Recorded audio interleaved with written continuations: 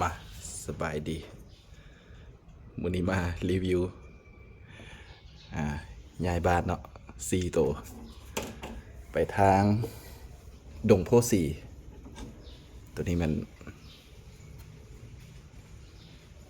สีนาคแล้วอีสานสีนาคนี่เลยหางโพเลยตัวนี้ตัวนึง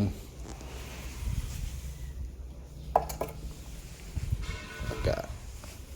มหาไส้เขียวตัวนี้อันนี้มัน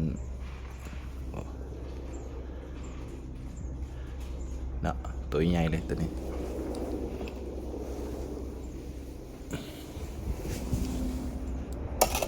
มหาไส้เขียว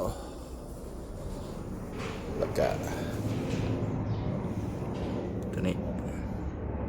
เบญจรงค์แดงนี่เลยตัวนี้เลยเนาะ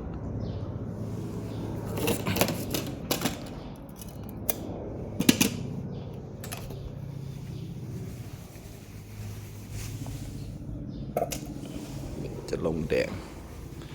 แล้วก็มีเอเลี่ยนเลยงามๆเลยตัวนี้เนาะ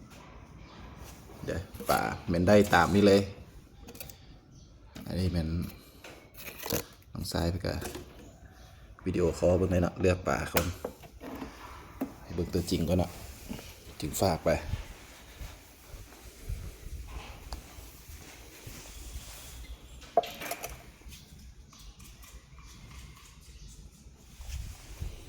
ครับประกันเนาะ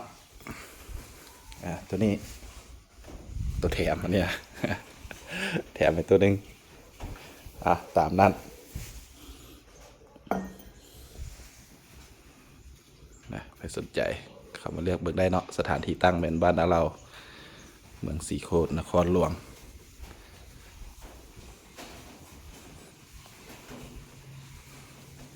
ตั้งแข่งฝากได้ทุกพื้นที่